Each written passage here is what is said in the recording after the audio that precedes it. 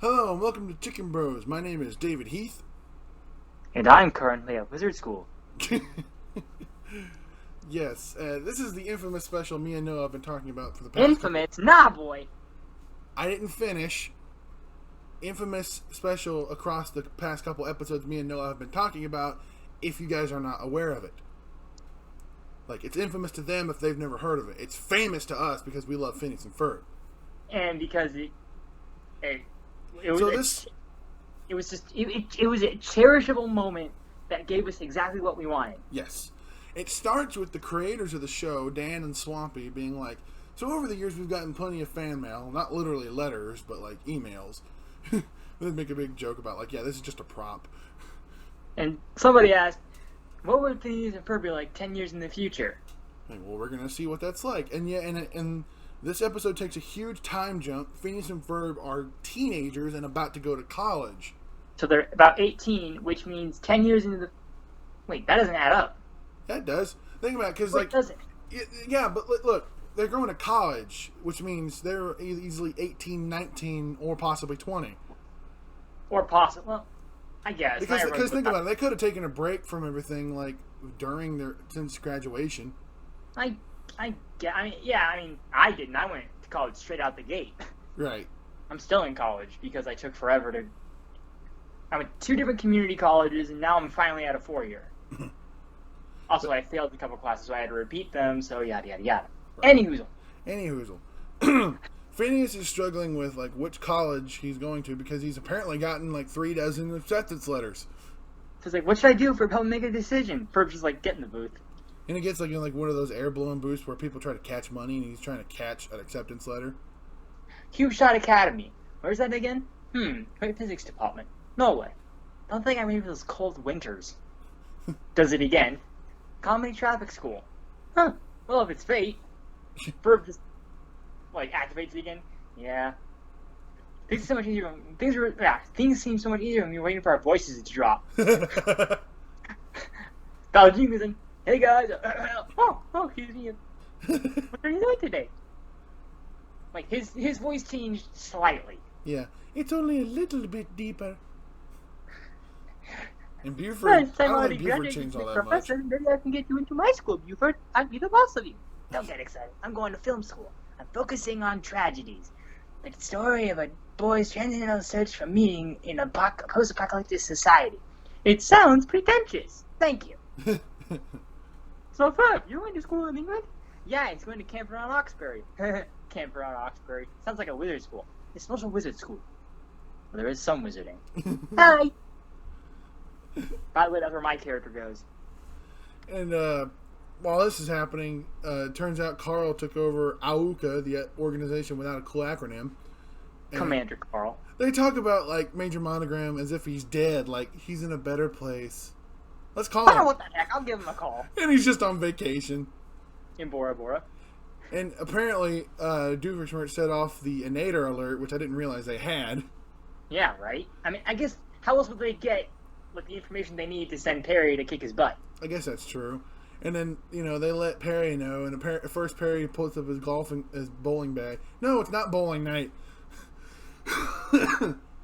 Yeah, because like we said, or did we say that Doofenshmirtz turns over a new leaf? No, we didn't. No. We just said he's not that evil. Yeah. And he's not. But yeah, by the time this all happens, he's given up evil.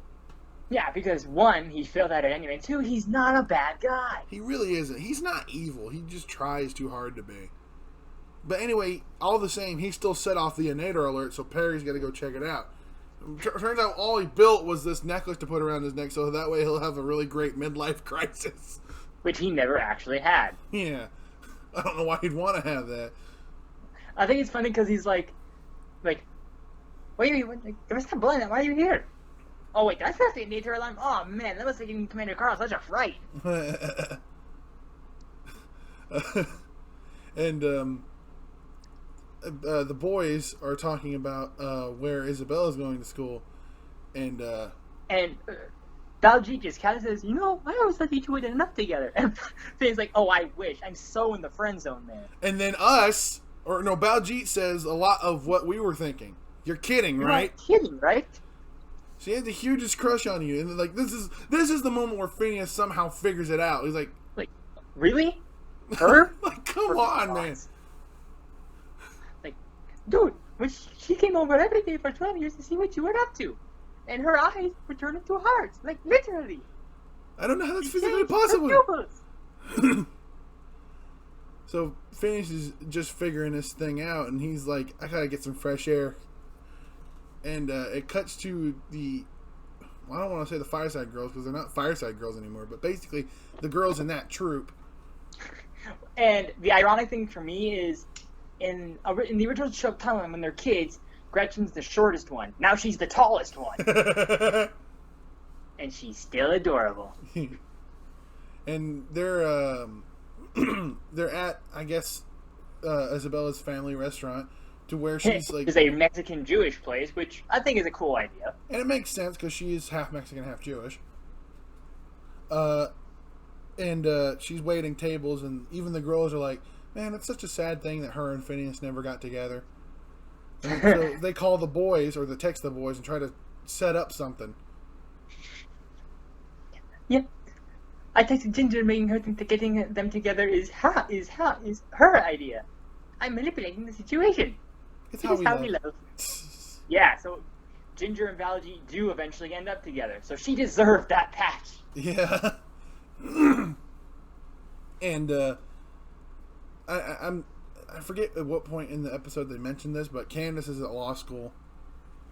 What? No, it's like when they're trying to figure out where Phineas should go to school. It's like, why did you go where Candace goes? Law school? And it cuts to her giving a dissertation on busting. Or basically just proving something without evidence. And then the guys who are listening are like, I never thought I'd ever agree with something so ridiculous. I feel like busting someone. But yeah, Phineas decides he wants to... her either. She looks like a man. Yeah, that was weird. And so Phineas decides he's probably got he only got one chance left to try to talk to Isabella about all this, and by the time he's like running over there to get she has already left. Yeah, but okay, so the reason why she leaves early, because technically school shouldn't start for another couple of weeks. Right, according to the show. Her grandmother, who I still enjoy because she was a good character in the show when she appeared, is like, oh, she's leaving today because she's leaving today. So Phineas like, oh, I gotta get down to the restaurant and tell her. But then when he gets to the restaurant, she's already gone, and I don't know why this is, but I felt like when the mom tells him like, since you were a kid, she has a huge crush on you, and he goes, oh, I wish I had known, and he leaves. She has this look on her face like she's upset that, it looks like he lost his chance. Yeah, and she's like upset, like, oh man, I feel bad for him. This is like one of the saddest songs in the entire show. And yet it's still a bop. I actually have it sadder than When We Didn't Get Along. Ooh, yeah. And that was pretty fucking sad too. The song's called What Might Have Been, and it's between Isabella and Phineas talking about like, man, if only we had got. The song's basically like if they had gotten together. They even referenced the fact that we have a ship name for them, Finabella. Yeah. I could have been your girlfriend. I could have been your fella. We might have been an item. They would have called us Finabella. And that's what we do call them. Yeah. And so the boys and the girls are trying to set up a date for them, but in the classic Phineas and Ferb way, it disappears out of nowhere. Yeah, it's just now it really is like when we were kids. Yep. And I don't remember why she was still there, but Phineas eventually did find Isabella on his sidewalk steps. Yeah, then they get to talking, and it's like, and he was the one that said, "What you doing?"